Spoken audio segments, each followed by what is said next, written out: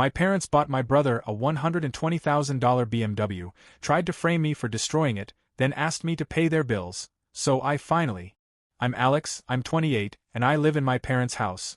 More specifically, I rent a room from them for $750 a month. That's already kind of ridiculous, right? But it gets worse. My younger brother Carter, who's 23, lives in the same house in a bigger room, and pays absolutely nothing. Zero. Zilch. Nada. Growing up, I always knew I was second place in this family. My parents didn't even try to hide it. Carter was the golden boy, always getting praised for the bare minimum. Meanwhile, I could bust my ass and still barely get a nod of approval. Got straight A's in school? Why aren't you helping your brother with his homework? Got into a decent college? Carter could have done that too if he'd applied himself. It never ended. When I moved back home after college to save money while paying off my student loans, my parents made it clear. It wouldn't be a free ride. They said, "You're an adult now, Alex. You need to contribute." And look, I get it. I wasn't expecting to freeload. I agreed to pay rent. $750 a month for one room. Plus, I buy most of my own groceries, pay for my own gas, car insurance, phone, everything. But then there's Carter. He dropped out of college 2 years ago and never really got a job. He's been bouncing between starting his own business, making music, and exploring creative opportunities, none of which seem to generate any actual income. And yet, he lives here rent-free. Doesn't pay a cent. He uses the family car like it's his, leaves his mess all over the house, and when he does cook, which is rare, he leaves dirty dishes in the sink for days. The part that really pisses me off is how my parents defend it. I've brought it up multiple times, calmly at first, then more bluntly when it became obvious they weren't listening. And every time, they have some excuse. Carter's going through a phase. He just needs time to find his path. You're more independent, Alex. He needs more support. One time, I asked flat out, why does he get to live here for free while I pay rent? My mom gave me this look like I was being selfish. You're older. You have a job. Carter's still figuring things out. Figuring things out? At 23? And don't get me started on the room situation. Carter's room is the biggest one upstairs, with 2 windows, a walk-in closet, and enough space for a queen-sized bed, a TV setup, and a keyboard that he barely touches. My room? Half the size, no closet, just enough space for a bed and a desk. I've got a window that barely opens and a door that sticks unless you slam it. Still, I kept my mouth shut for a while because, at the end of the day, I didn't want to cause drama. I figured maybe if I just focused on working hard, staying out of the way, and saving money, eventually I'd be able to move out and leave all this crap behind. But then the other week, things hit a boiling point. It was a Saturday morning, and I was trying to get some work done from home. I'm a freelance graphic designer and work with several clients remotely. I was on a Zoom call with a potential client when Carter barged into my room, shirtless, holding a Bluetooth speaker blaring music. No knock. Just walks in, yelling, "Yo, have you seen my charger?" My mic was on. The client raised an eyebrow. I had to mute the call, tell Carter to get out, and apologize profusely. After the call, I confronted him in the kitchen. Told him that was completely out of line and he needed to respect my space, especially when I'm working. His response? "Chill, bro. You're so uptight. You're just mad you don't have a social life." My parents, who were both in the living room, heard the whole thing. And you know what my mom said? "Maybe you should put a sign on your door next time, Alex." A sign? That was her takeaway? So I snapped a little. I said, "Why am I even paying rent here if I don't get basic privacy and respect?" My dad looked up from his tablet and said, "No one's forcing you to stay here, son." That one hit hard. Because yeah, technically he's right. No one is chaining me to this house. But isn't it messed up that I'm the one paying to be here, while the freeloader gets treated like royalty? Later that night, I looked at my bank account, calculated how much I'd paid in rent over the last 2 years. 18 grand. $18,000 to live in a cramped room in a house where I get treated like an afterthought. I started looking at apartments the next day. Not sure when I'm moving out yet, but I've made up my mind. I'm not doing this anymore. I'm done paying to be treated like the lesser son. Let Carter figure things out on his own for once. So if you read my last post, you already know I'm Alex, I'm 28, and I've been paying $750 a month to live in a small room at my parents' house while my younger brother Carter, 23, lives there for free. That alone might sound bad, but what happened recently made it 100 times worse. Carter just graduated from college. Took him 7 years to finish a 4-year degree. He switched majors 3 times, failed multiple classes, and barely scraped by with a GPA somewhere just north of 2.0. I'm not trying to bash him for struggling, but let's be real. He didn't exactly set the academic world on fire. Meanwhile, I graduated in 4 years with honors while working part-time jobs and doing internship.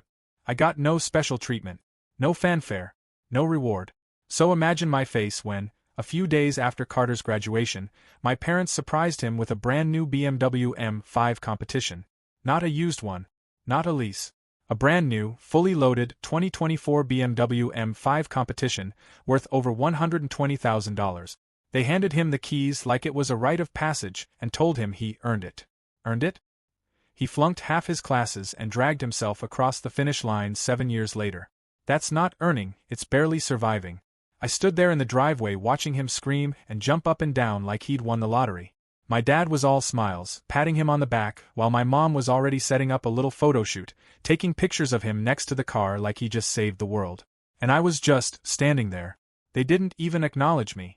Later that night I asked my dad straight up, "Why did you guys buy Carter a car like that?" And he just said, "Well, it's a big moment for him. We wanted to show him we're proud." So I asked, "What about me? I graduated with honors. I've been paying rent here for years. You guys didn't get me anything when I finished school." He didn't even flinch, just shrugged and said, "You didn't need anything. You were always more independent." Carter needed a boost. Needed a boost? A $120,000 car is a boost now? I had to take out loans to buy a used Honda Accord after college. I still remember how proud I was when I made the final payment on it. No one celebrated that. No one even noticed. Since Carter got the BMW, he's been acting even more smug than usual. He revs the engine at all hours like he's living in a music video, and every time he comes home, he parks right in the middle of the driveway so everyone has to see it. He even made a big deal about taking it to his old high school to inspire the next generation. Like he's some kind of success story. Meanwhile, I'm still working long hours at my job, paying rent to the same parents who just dropped 6 figures on a car for a guy who's done the bare minimum his whole life. It's not even about the car, really. It's about what it represents. It's just another reminder that no matter what I do, no matter how hard I work, I will always be second place in my own family. If you've followed my previous posts, you already know the setup. I'm Alex, 28, living at my parents' house, paying $750 a month for a room, while my younger brother Carter, 23, lives there for free and just got gifted a brand new BMW M5 competition after barely graduating college in 7 years with a low GPA. Well, it doesn't stop there. Ever since Carter got the BMW, his behavior has gone completely off the rails. The guy acts like he's living in one of those Fast and the Furious movies. He speeds through residential neighborhoods, does donuts in empty parking lots, and films the whole thing for TikTok. I'm not exaggerating. He's got videos of himself blasting music, drifting corners, and laughing like a maniac with captions like, "Real-life Dom Toretto," and "Catch me if you can." It's not just reckless driving. He drinks, then gets behind the wheel, thinking he's invincible.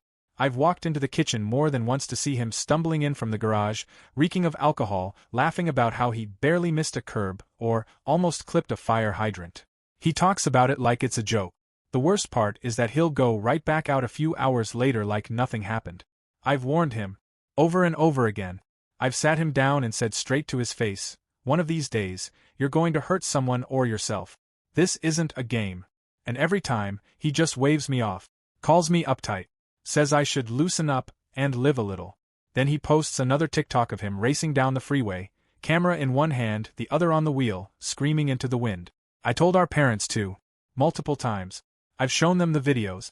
I've told them about the drinking, the speeding, the stunts. Their reaction? Always the same. He's just blowing off steam. Boys will be boys. Don't be jealous, Alex. Jealous. That's what they think this is. They think I'm jealous of my brother because he's got a flashy car and a bunch of TikTok followers. They don't see the danger. They don't hear the tires screeching at midnight or the stories he brags about like he's invulnerable. I even caught him once trying to film a burnout in the middle of our cul-de-sac with kids playing a few houses down. I shouted at him to stop, and he flipped me off, then peeled away like it was all part of the show. I went inside, told our parents, and all they did was tell me to stop causing drama. I don't know what it's going to take for them to realize how serious this is. Carter isn't just being careless, he's being dangerous. And they're enabling it, pretending it's harmless fun instead of what it really is, a disaster waiting to happen. It was a Friday night, late, probably close to 3 a.m. I was asleep when I heard the front door slam, followed by the sound of my dad's car pulling into the driveway. At first, I didn't think anything of it. I figured maybe he'd gone to pick up Carter again, which had become a weird pattern lately. But the next morning, when I stepped outside, my heart nearly stopped. The BMW M5 competition, the same one my parents bought Carter as a graduation gift, was parked on the side of the house, completely wrecked. The front end was destroyed, the hood crumpled like tin foil, airbags blown, windshield shattered. The driver's side was scraped and dented all the way to the back, and one of the tires was completely flat with the rim bent inward. It looked like it had hit something hard and fast. I didn't see Carter anywhere. When I walked into the kitchen, both of my parents were already awake. My dad was sitting at the table drinking coffee like nothing had happened. My mom was silent, wiping down an already clean counter, clearly shaken. I asked the obvious question, "What the hell happened to the car?" My dad didn't look up. He just muttered, "There was an accident." I asked where Carter was. My mom said he was sleeping, that he was fine, and I didn't need to worry. But I did worry. I pressed them for details until my dad finally snapped. He lost control coming back from the club. He hit a concrete fence. I picked him up before the cops showed. I stood there stunned, trying to process what he was saying. "You drove him away from the scene? Are you serious? That's a crime." He looked me dead in the eye and said, "You don't need to get involved in this. It's handled." Handled. That's the word he used. Like it was some minor inconvenience, and not a drunk driving crash involving a $100,000 car and a public street. I asked if anyone else was hurt, if there was property damage, if they were going to report it. My dad just shook his head and said it was taken care of, that I needed to drop it. That wrecked car stayed parked on the side of the house for 3 days before a tow truck came and hauled it off. No police ever came. No insurance adjuster. Nothing. They kept everything under wraps like it never even happened. Carter didn't say a word about it. Just walked around the house like nothing was wrong, like he hadn't totaled the car they gave him for free after driving drunk out of a nightclub. I kept thinking back to all the times I warned them. All the nights I told Carter to slow down, to stop drinking and driving, to stop treating the roads like his personal racetrack. I told my parents again and again that something like this would happen, and when it finally did, they covered it up. That was the moment something in me snapped.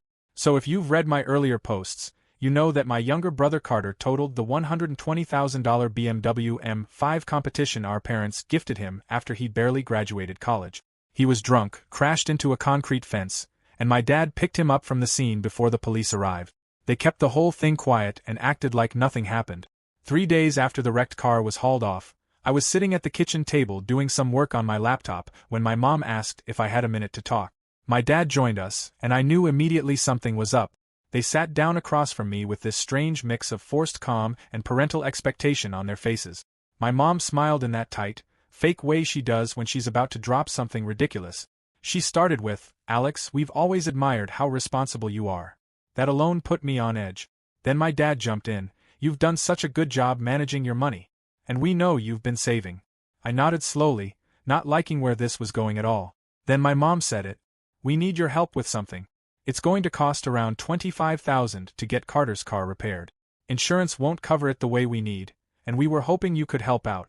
Just until we get back on our feet." I sat there in stunned silence for a few seconds. $25,000. They wanted me to cover 25 grand for a car that I had nothing to do with. A car they gave to Carter as a reward for barely finishing school.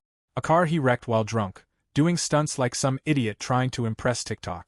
And now they were coming to me, the one who pays rent to live in a house where my brother stays for free, asking me to foot the bill. I asked, "Why would I pay for Carter's mistake?" My mom leaned in and said, "Because you're the only one who can. You've saved money. You're smart with your finances. It's just a family favor, and we'll figure out how to pay you back eventually." My dad added, "It's not fair to let Carter deal with this alone. He's going through a lot." I couldn't believe what I was hearing. I told them flat out, I didn't save money so I could pay for my brother's drunken stupidity. I've been working hard, budgeting, skipping vacations and weekends out so I can move out of here and build a future.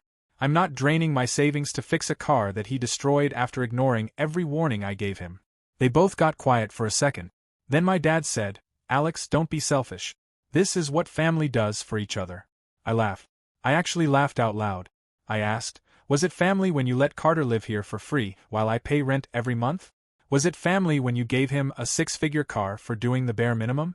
Was it family when you covered up his crash and never even asked if anyone got hurt?" And now you want to guilt me into bailing him out? They didn't respond. My mom just crossed her arms and said, "We thought you'd understand. You've always been the mature one." I stood up and said, "Exactly.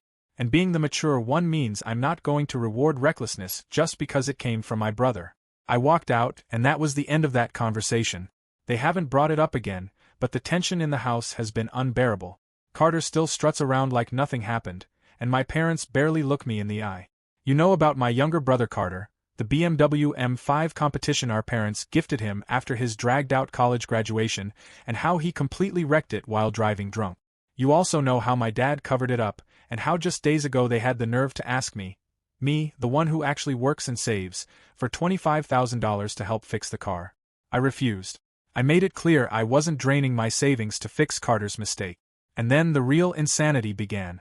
The very next night, I was woken up around 2 in the morning by loud voices outside. I looked out my window and saw flashing lights. 2 police cruisers were parked in front of the house, and my dad was outside talking to an officer while pointing toward the side of the house where the car had been parked. I threw on some clothes and ran downstairs, heart pounding, thinking maybe something serious had happened. The moment I stepped outside, my mom turned and looked at me with this weird mix of disgust and disappointment. My dad crossed his arms, jaw clenched, and said, "You want to tell us what this is about?" I had no idea what he was talking about until I turned the corner and saw the car. Or what was left of it. The BMW, already wrecked from Carter's crash, had now been completely trashed. All the windows were smashed in. Both side mirrors were broken off. The hood was dented like someone had taken a sledgehammer to it, and there were scratches all along the sides of the car. It looked like it had been attacked with pure rage. Then I saw what they were staring at. Leaning against the fence was my old aluminum baseball bat, the one I'd kept in my room since college. The one I hadn't touched in months. I started shaking my head immediately. "I didn't do this," I said, trying to keep my voice calm even though my stomach was twisting into knots. My dad didn't even hesitate. "Your bat, your temper, your grudge against your brother. All lines up, doesn't it?" My mom jumped in with, "We know you're upset, Alex. But this is going too far." I couldn't believe what I was hearing. They were actually accusing me of vandalizing the car. I said, "I've been asleep in my room all night. I didn't even know this happened until I looked out the window." But they were already talking to the police like the case was closed. My dad handed the officer the bat and said, "We found this here. It belongs to him." I asked if there were any cameras or anything that might show what actually happened. Of course, we don't have any security cameras on that side of the house. How convenient. The officer asked me a few questions, took my statement, then said they'd follow up if they needed anything else. No arrest. No charges. But the implication was clear. After the police left, I confronted my parents in the kitchen. I asked them straight out, "Are you seriously trying to frame me for this?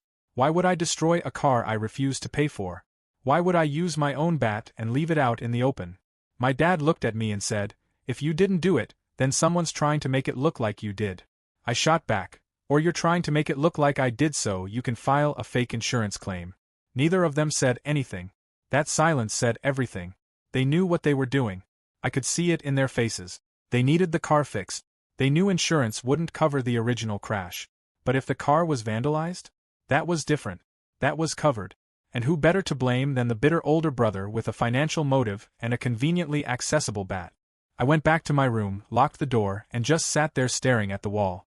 I realized in that moment that I couldn't stay in that house much longer. Not just because of Carter. Not just because of the favoritism. But because my own parents were willing to set me up for a crime just to fix something they had no business covering in the first place. After they accused me of vandalizing Carter's wrecked BMW with my own aluminum bat, things in the house got real cold, real fast. They didn't press charges, but they walked around like I was guilty. Carter barely looked at me, and when he did, it was with this smug smile like he thought he'd won. My parents avoided me entirely except to leave printed insurance forms on the kitchen counter for me to see, like that was going to make me confess or something. But the thing is, insurance companies aren't stupid. About a week after the incident, I came home from work and noticed an unfamiliar car parked in the driveway. Inside, a man in a gray jacket was sitting in the living room with my dad, holding a thick folder. My mom was pacing. I could feel the tension the moment I stepped through the door. I heard the man say something like, "We have video evidence from a neighbor's security camera that shows what happened that night." That's when I knew, whatever lie they tried to spin had officially unraveled. I walked into the room, and the man introduced himself as Jackson, an insurance adjuster with the company they had filed the claim through. He nodded politely at me, then turned back to my dad and said, "It's very clear from the footage.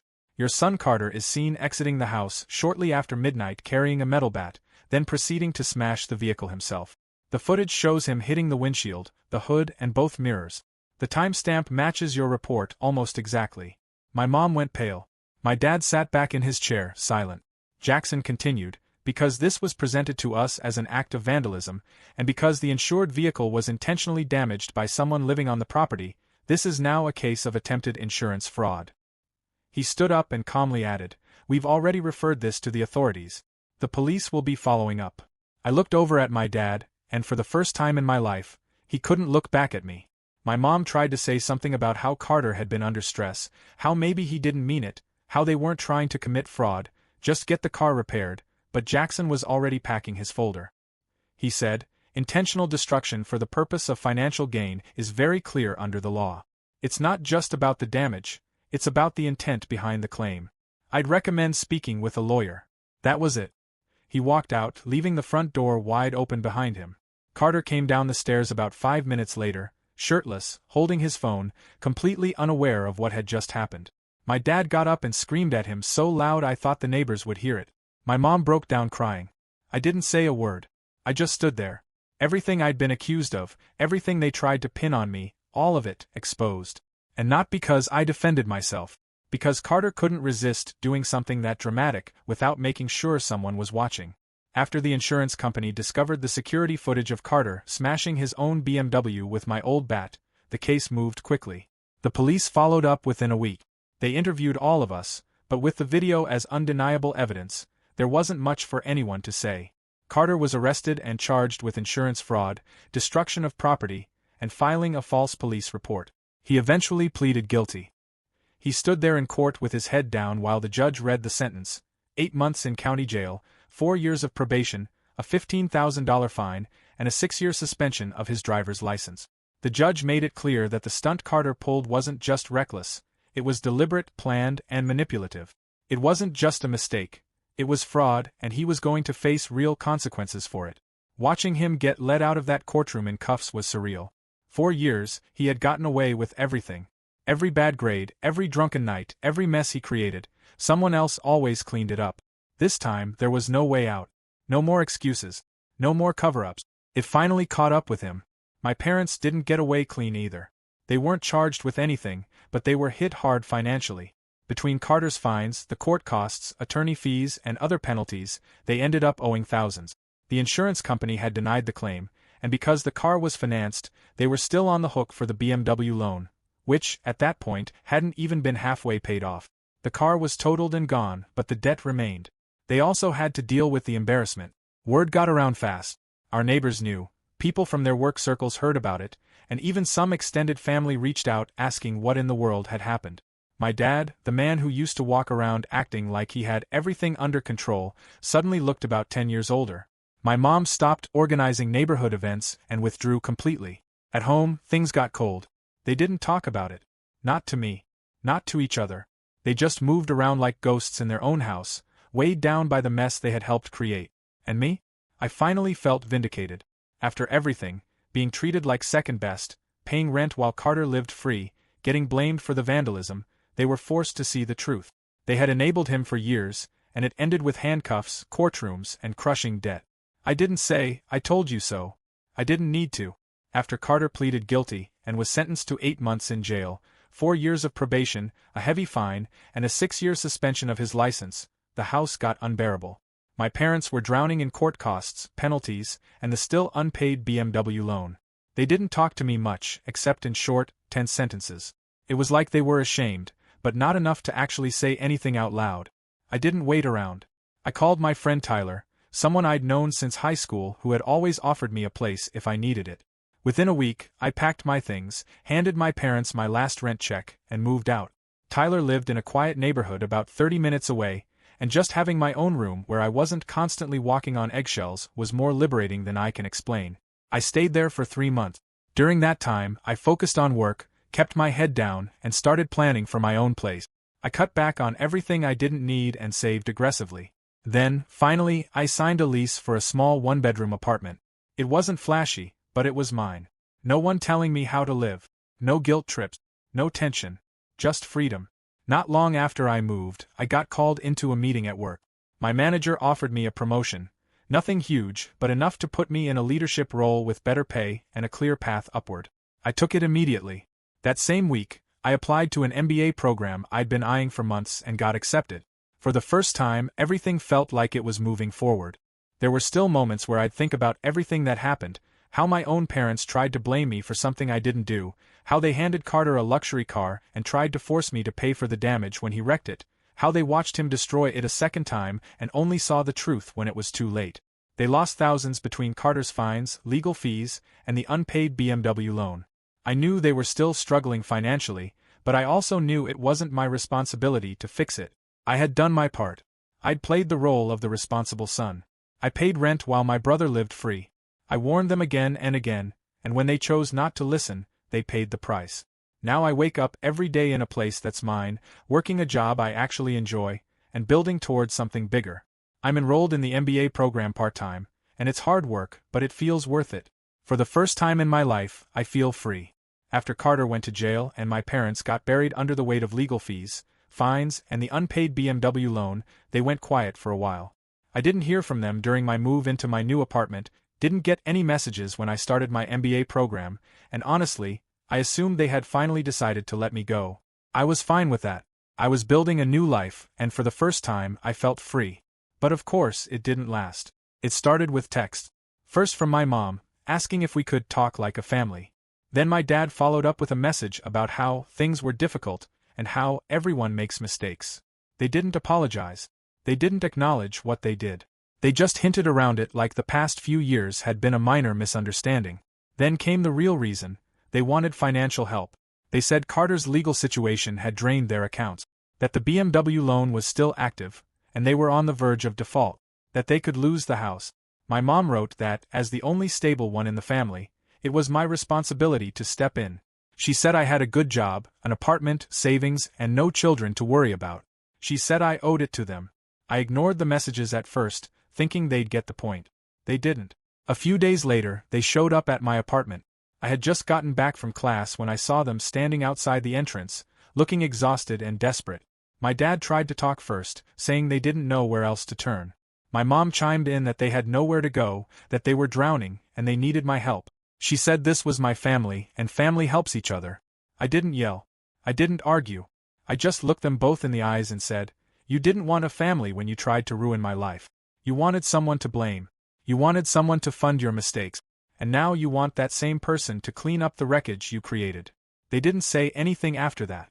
I walked past them, went inside, and locked the door. That night, I blocked them. Every number, every email, every social media account.